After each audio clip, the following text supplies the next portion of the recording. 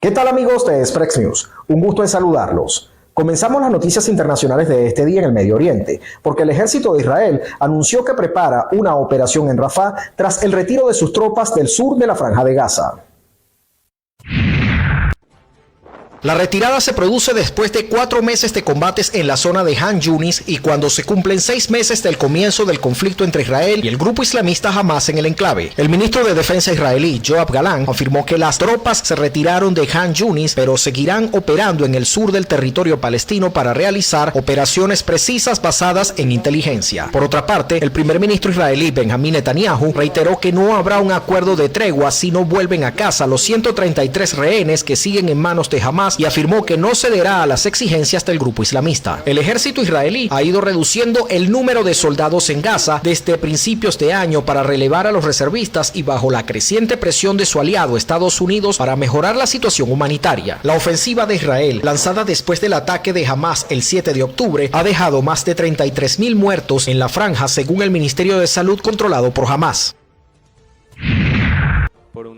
Crece la condena internacional por la decisión de Ecuador de irrumpir en la Embajada de México para arrestar al ex vicepresidente Jorge Glass, a quien se le concedió asilo político en la misión diplomática. Las instalaciones diplomáticas en suelo extranjero son consideradas inviolables según los tratados de Viena y las agencias encargadas de hacer cumplir la ley del país anfitrión no pueden ingresar sin permiso del embajador. El presidente mexicano, Andrés Manuel López Obrador, rompió de inmediato las relaciones con Ecuador. México también informó que la misión diplomática de su país en Quito cerraría definitivamente al igual que los servicios consulares. El hecho fue condenado por la Unión Europea, el secretario general de la ONU, Antonio Guterres, el Departamento de Estado estadounidense, así como por los gobiernos de Argentina, Bolivia, Brasil, Colombia, Cuba, Honduras, Nicaragua, Panamá, Paraguay, Perú, República Dominicana, Uruguay y Venezuela. Aquí está En México, al menos un muerto y 3 heridos dejó un incendio en la plataforma marina Acal Bravo en la sonda de Campeche de Petróleos de México Pemex. De acuerdo con un comunicado de la empresa estatal, la víctima era un empleado de una contratista. El siniestro ocurrió el sábado en horas de la tarde. De los 14 trabajadores, 5 colaboraban directamente con Pemex y 9 eran contratistas. De los 3 lesionados, 2 están en estado de gravedad y 5 presentan quemaduras de primer y segundo grado. Hasta ahora, Pemex no ha dado detalles del origen y los motivos del siniestro. El sindicato de trabajadores petroleros al que están afiliados la mayoría de los empleados de la petrolera criticó a la empresa. Pemex presenta uno de los índices de frecuencia de accidentes más altos entre las compañías petroleras. Hace 2 años y medio, otro incendio en una instalación de la compañía dejó al menos 5 muertos.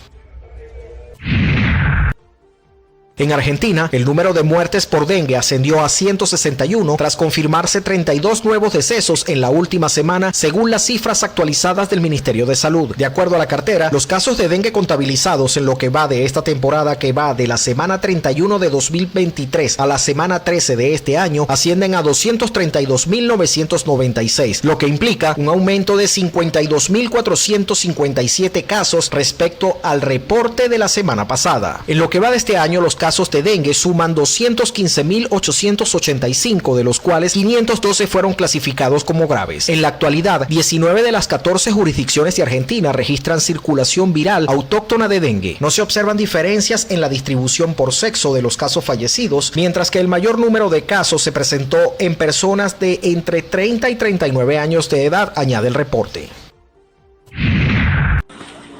El gobierno de Rusia declaró emergencia federal en la región de Oremburgo por las inundaciones provocadas por la ruptura de un dique en el río Ural. Las inundaciones obligaron la evacuación de 4.000 personas, de las cuales más de 880 son niños. Según medios estatales, se contabilizan 2.000 viviendas afectadas, lo que elevaba el total a casi 6.300 en la región. Las autoridades regionales estiman que los daños ascienden a más de $230 millones. Las localidades más afectadas son Orsk y Oremburgo. El Ministerio de Emergencias también evacuó de forma preventiva a los residentes de 2 distritos de la región de Kurgán.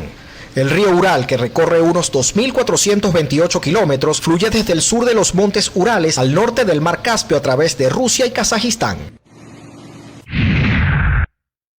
Y hasta aquí las noticias internacionales de este lunes 8 de abril de 2024. Les informó Emilio Velázquez para Express News.